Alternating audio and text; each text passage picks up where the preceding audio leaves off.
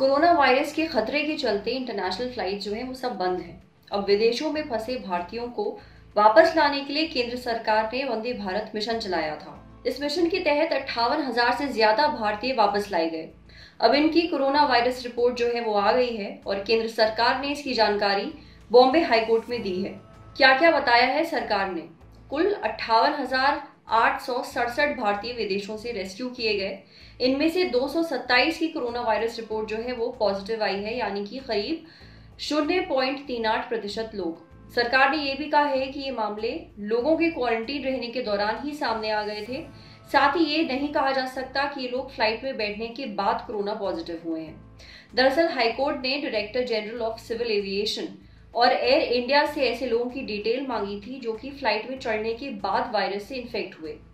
इसके लिए हर एक राज्य की एक अलग डिटेल कोर्ट के सामने पेश की गई। इन्हें देखने के बाद हाईकोर्ट ने सिविल एविएशन मिनिस्ट्री की एक्सपर्ट कमेटी से सवाल किया कि क्या केवल किसी कोरोना पॉजिटिव व्यक्ति के दूसरे को छू देने से कोरोना फैल सकता है। कमेटी ने जवाब दिया कि अगर फ्लाइट में पास बैठे लोगों को सही तरीके से चारों तरफ से ढकने वाला गाउन दे दिया जाए तो ड्रॉपलेट या छूने की वजह से वायरस का फैलना रोका जा सकता है। Justice SJ. कथावला और जस्टिस एस.पी. तावड़े की डिवीजन बेंच एयर इंडिया के पायलट देवेन कनानी की अर्जी पर केस सुन रही थी। कोर्ट की कार्यवाही वीडियो कॉन्फ्रेंसिंग के जरिए चल रही थी।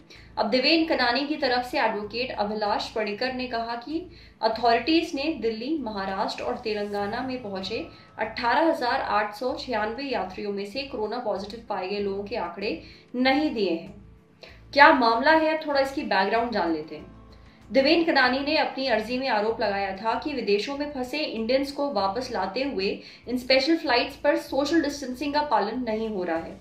उन्होंने कोर्ट का ध्यान केंद्र सरकार की 23 मार्च की नोटिफिकेशन की तरफ खींचा, जिसमें महामारी की वजह से विदेशों में फंसे हुए इंडियंस को वापस लाने के लिए कुछ शर्तें रखी गई थी।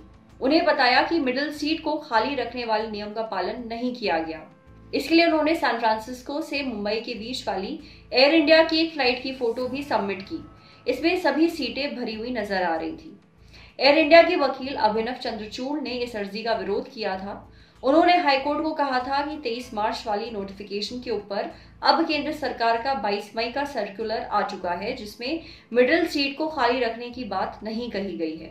लेकिन जस्टिस आर.डी. धानुका और जस्टिस अभय आहूजा ने इस बात पर गौर किया कि 22 मई वाला सर्कुलर केवल डोमेस्टिक फ्लाइट के लिए है, ना कि इंटरनेशनल फ्लाइट के लिए।